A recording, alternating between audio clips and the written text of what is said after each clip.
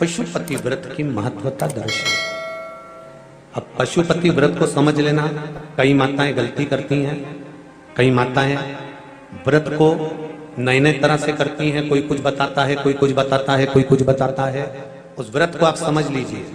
पशुपति व्रत, पशुपति व्रत 5 सोमवार का होता है। कितने सोमवार होते हैं अच्छे से समझ लेना। 5 सोमवार का व्रत है। आज अष्टमी का दिन आप लोग अच्छे से समझ लोगे तो आपको फिर कोई ये नहीं होगा कि मैंने व्रत करा और मेरा काम क्यों नहीं हुआ। उसमें अपने को अपनी गलती छांटना है कि गलती कहां हो गई। पशुपति व्रत 5 सोमवार का होता है। बीच में किसी सोमवार पर यदि एकादशी पड़ जाए या कोई तीज पड़ गई या कोई त्योहार पड़ गया, कोई नवरात्रि का व्रत कर रहे हो या कोई त्योहार का व्रत कर रहे हो या कोई तिथि का व्रत कर रहे हो और उस दिन सोमवार पड़ गया, अब आपने विचार करा कि मेरा पशुपति का भी व्रत है और साथ में तीज का भी व्रत है, तो कौन सा व्रत करूं मैं। तो उस समय पर आपको पशुपति व्रत छोड़ देना चाहिए। फिर आप तीज का व्रत कर लो या चतुर्थी का करती हो तो चतुर्थी का करो, छठ का करती हो तो छठ का करो, नवरात्र के व्रत करती हो तो नवरात्र के करो। 5 व्रत पशुपति होते हैं। व्रत करने के लिए जब आप निश्चित करें कि मुझे इस सोमवार से पशुपतिनाथ के व्रत करना है, जीजियों भाइयों ध्यान रखना, उस दिन सुबह स्नान करने के बाद में बड़े प्रेम से पूजन की थाली लगा लो। उसमें चंदन, अबीर, गुलाल, जो भी आप रखना चाहें, रौली, चावल, मौली, जनेऊ, पंचामृत, चाहो तो अलग अलग ले जाओ, चाहो तो एक साथ मिलाकर ले जाओ। भगवान शंकर की पूजन करो सुबह के समय पर और शिव जी का पूजन कर कर, आराधना कर कर भगवान शंकर से प्रार्थना करो, हे शिव जी, हे ओगरदानी, हे त्रिकालदर्शी, हे कैलाशी, अविनाशी, आज से मैंने पशुपति व्रत प्रारंभ करे। बाबा मेरा ये व्रत इस कार्य के लिए मैं कर रही हूं, आप स्वीकार करना। बाबा को निवेदन करना। पूजन का सामान थाली में उतना लेकर जाना कि सुबह भी काम आ जाए और शाम को भी काम आ जाए। अलग से पूजन का साहित्य में शाम को अलग से नहीं रखना। थाली में उतना ही रख के ले जाओ जितना सुबह भी काम आए और शाम को भी काम आए। बाबा को निवेदन कर कर पूजा की थाली वापस ले आओ। शाम के समय पर घर में मीठा बनाओ, 6 दिए रखो थाली के अंदर घी के, और दिए रखकर मीठा ले जाकर मंदिर में पूजन करो। शाम को स्नान कराने की जरूरत नहीं, पंचामृत स्नान की जरूरत नहीं है। शाम को तो केवल जल का छींटा दे दो, पंचामृत का छींटा दे दो।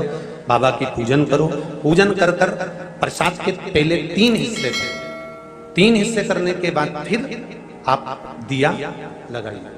फिर बाबा को कितने दिए लगाना है? जम के बोलो, 5 दिए लगाना है आपको शंकर भगवान। 5 दिए लगाइए। एक एक दिया जलाते जाएं और शंकर भगवान से पहले सोमवार को दिया जलाते समय अपने हृदय की बात कहते जाएं। 5 दिए पूरे हो जाएं। छठा दिया जलाना नहीं है, उसको थाली में वापस रख लेना। दिए को थाली से नीचे उतारना जरूर। कौन से दिए को? जम के बोलो जरा। छठे दिए को मंदिर में उतारना जरूर और फिर वापस थाली में रख लेना है। प्रसाद 2 हिस्से मंदिर में छोड़ना है, 1 हिस्सा थाली में रख के ले आना है। पूजन कर कर बाबा को निवेदन कर कर वापिस आइए।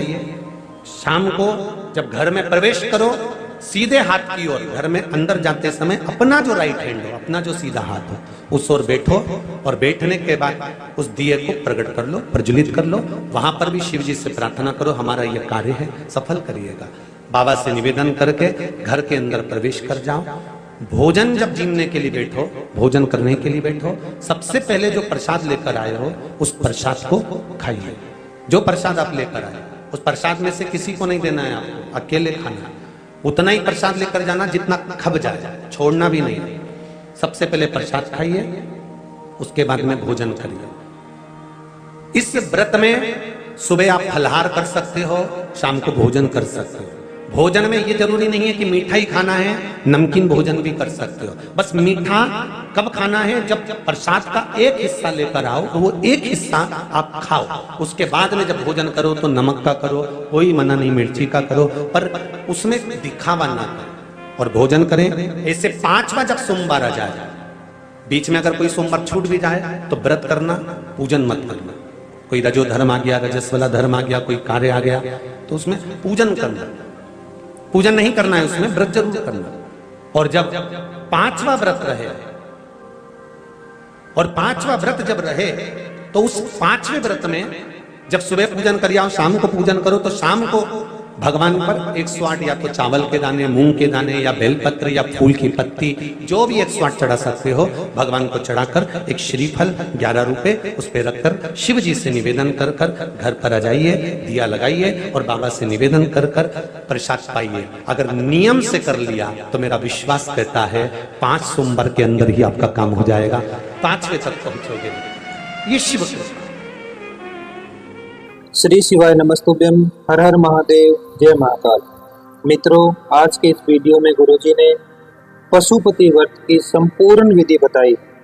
अगर आपने यहाँ तक वीडियो देखा है तो आप अच्छी तरह से समझ गए होंगे कि आपको पशुपति व्रत कैसे करना चाहिए और इसके व्रत के करने से क्या फल आपको मिलता है। पशुपति व्रत बहुत ही चमत्कारी व्रत है।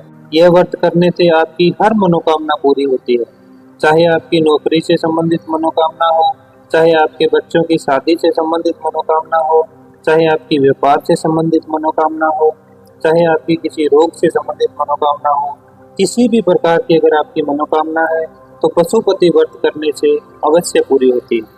पर यह व्रत आपको पूरा नियम से करना होता है।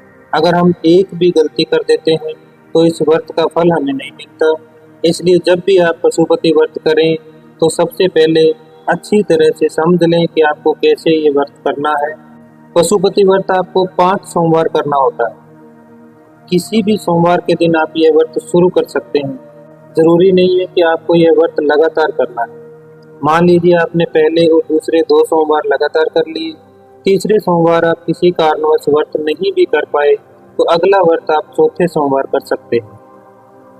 कहने का मतलब यही है कि आपको 5 सोमवार संपूर्ण करने हैं। 5वें सोमवार आपको इस व्रत का उद्यापन कर देना है। उद्यापन भी बहुत ही सरल है, जैसा गुरुजी ने बताया है उसी विधि से अगर आप ये व्रत करते हैं तो आपकी मनोकामना महादेव अवश्य पूरी करते हैं। मैं उम्मीद करता हूँ कि आपको वीडियो अच्छा लगा होगा। अगर वीडियो पसंद आया तो वीडियो को लाइक करें और कमेंट में महादेव के नाम का एक जयकारा जरूर लगाएं। अगर आप वीडियो पहली बार देख रहे हैं तो चैनल को सब्सक्राइब करके बेल आइकन को जरूर प्रेस करें, ताकि जब भी मैं अगला वीडियो लेकर आऊं तो सबसे पहले नोटिफिकेशन आप तक पहुंच सके। और अंत में आप सबसे यही कहूँगा कि अगर गुरुजी द्वारा बताए गए किसी भी उपाय से आपको लाभ हुआ है तो कमेंट में पूरी डिटेल के साथ जरूर बताना, जिससे दूसरे लोगों को भी पता लगे कि किस उपाय से क्या लाभ होता है। आज के वीडियो में इतना ही। मिलते हैं किसी अगले वीडियो में नए उपाय के साथ। श्री शिवाय नमस्तुभ्यम। हर हर महादेव, जय महाकाल।